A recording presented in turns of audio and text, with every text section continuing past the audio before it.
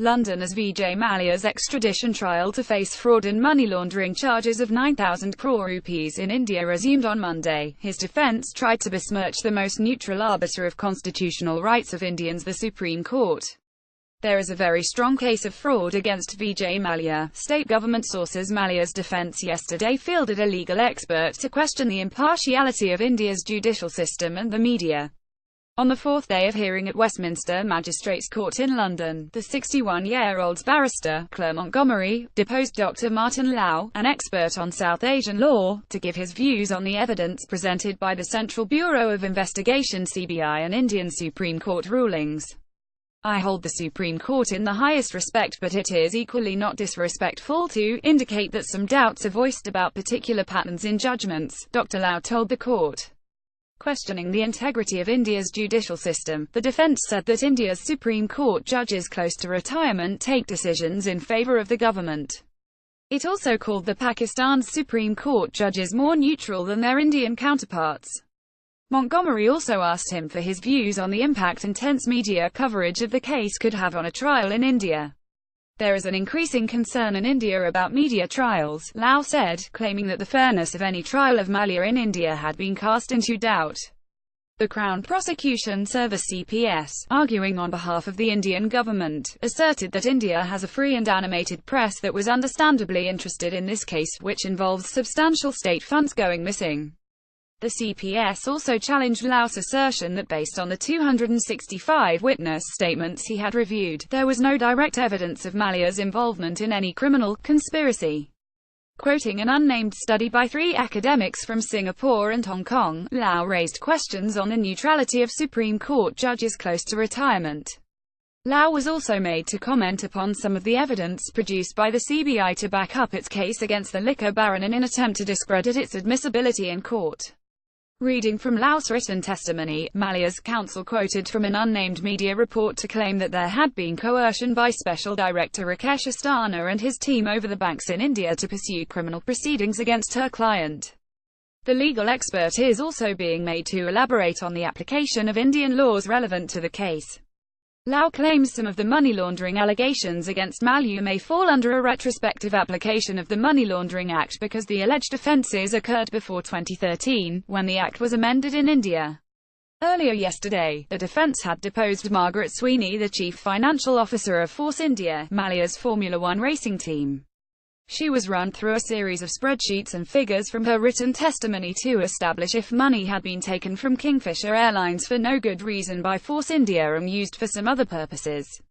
Absolutely not, was her response, explaining that all payments she was aware of were in relation to a marketing contract between Kingfisher Airlines and the F1 team. The defense also quoted from an independent media valuation to claim there had been no overpayment by Kingfisher Airlines, as alleged by the Crown Prosecution Service (CPS). Far from it, said Sweeney, on being asked if Force India was being paid too much. The CPS cross-examination of Sweeney by barrister Mark Summers focused on payments being routed via an HSBC account in London, which was intended only for operational use of Kingfisher Airlines. The defence's case rests on trying to prove that the now-defunct Kingfisher Airlines' alleged default of around 9,000 crore rupees worth of bank loans was the result of business failure rather than dishonest and fraudulent activity by its owner. Meanwhile, it has emerged that the businessman is facing a parallel litigation in the Queen's Bench division of the Commercial Court in England's High Court of Justice, brought by a consortium of Indian banks to freeze his global assets. The SBI, Bank of Baroda, Corporation Bank, Federal Bank Limited, IDBI Bank, Indian Overseas Bank, Jammu Kashmir Bank, Punjab Sind Bank, Punjab National Bank, State Bank of Mysore, UCO Bank, United Bank of India and JM Financial Asset Reconstruction Co.